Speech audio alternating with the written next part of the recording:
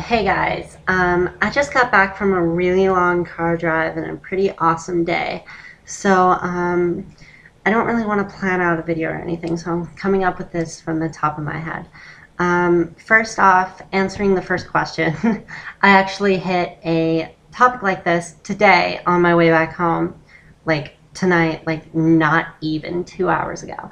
I was in the middle of this incredibly sketch trucker's place, like so unbelievably sketch. It's ridiculous. And we're in there. We only want to be there really quick.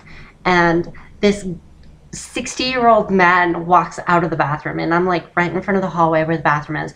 He just stares at me with like bam eyes and everything, and he's like, "Someone's looking pretty today," or something to that effect. And I'm like, "You're 60. Uh, okay." So like the way I acted was like he says this and I'm like, "Oh, thank you." And then I look at my friend and I'm like, "Let's get out of here." No, not okay. I don't want to be hit on by a 60-year-old man, especially in the middle of Wyoming where I'm probably not going to be accepted at all. Um, Nervous much. So we get out of there and I'm like, okay. But that's not usually how I deal with the whole thing. I usually deal with it based upon the person's type of reaction to a couple of my joking statements and things like that. Like if he's trying to flirt with me or anything.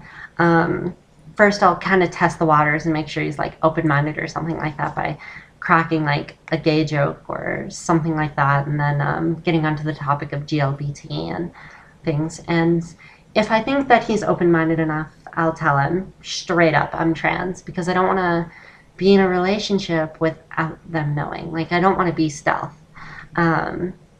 So I'll make sure they know. If I deem them not open-minded enough and I think that I may be in danger, I'll make sure I get to an area where there's people around, and then I'll try and excuse myself from the conversation and not talk to them again. Usually they'll just take that as a modest rejection, which is fine.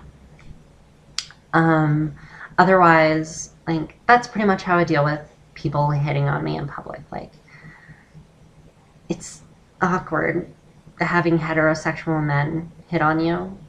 Like, I don't really know how to act, so I try to make sure they know I'm trans, and if they keep trying, then I'll be interested, I guess, sort of. I don't know. Depends on the guy. Anyway, I want to move on to the topic. I actually just got back from a convention slash meeting slash banquet where I met a very, very important teacher to me. And she has not talked to me since my transition started. Little, like, I kind of already knew in the first place, but she's having a lot of trouble accepting my transition. And she just talked to me today, and she told me straight up that she's having trouble accepting it, which is good. And that's the topic that I want to talk about.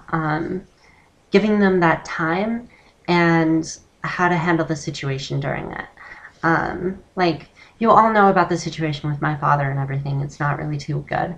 But this is kind of one of those situations where she's okay with it. She'll still talk to me and everything. And she's very dear to me, and I hope I'm very dear to her. And I don't want to hurt her feelings.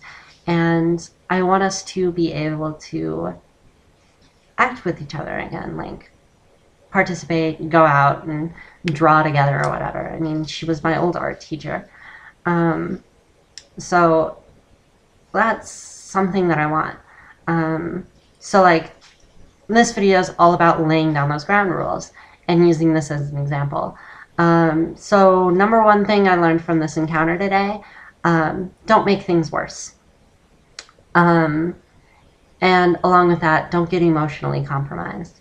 Because while I was there, she told me that she wasn't really getting used to it, and then we got into this slight conversation, and she's like, yeah, I really hope that you're not like this for long.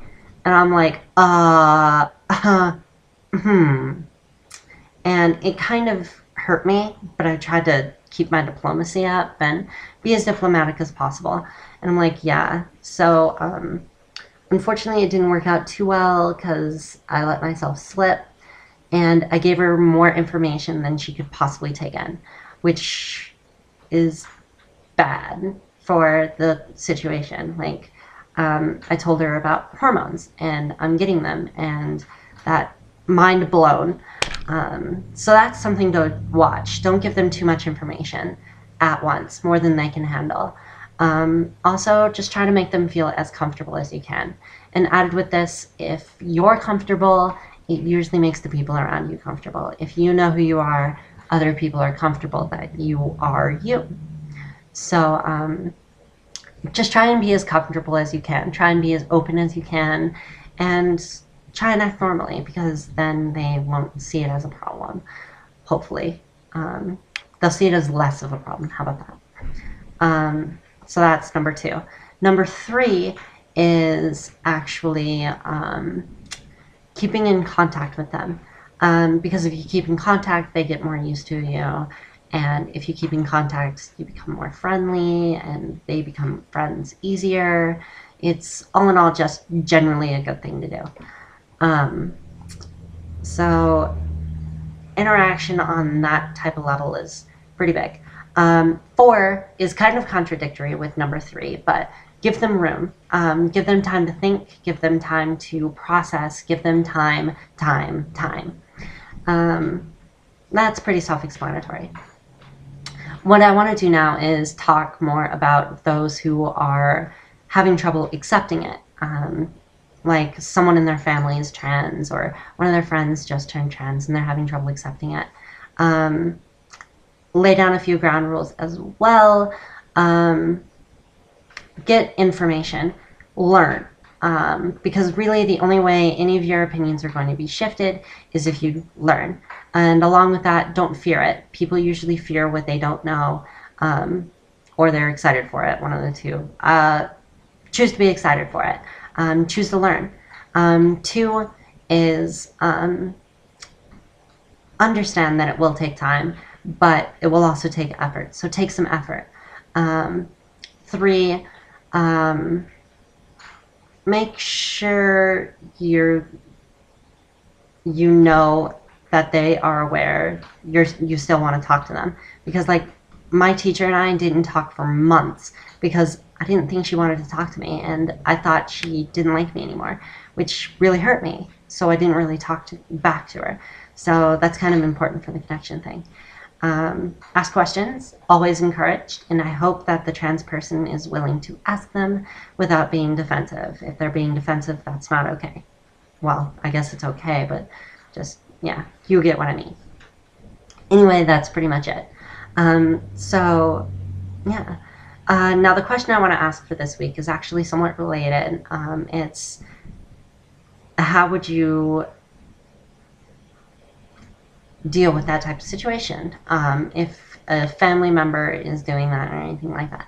I'm hoping that people are watching me that aren't trans themselves but are having trouble dealing with it or had trouble dealing with it. That's who I want to hear from. That's what I wanted to hear.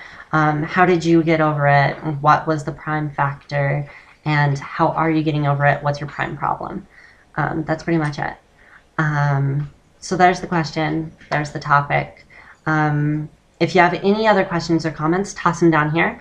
If I don't get to you or anything like that, don't sweat it. I'll get to you eventually. I have a lot of things to do regarding school, general life, work, and the channel in and of itself. I'm actually thinking of a lot of things to do.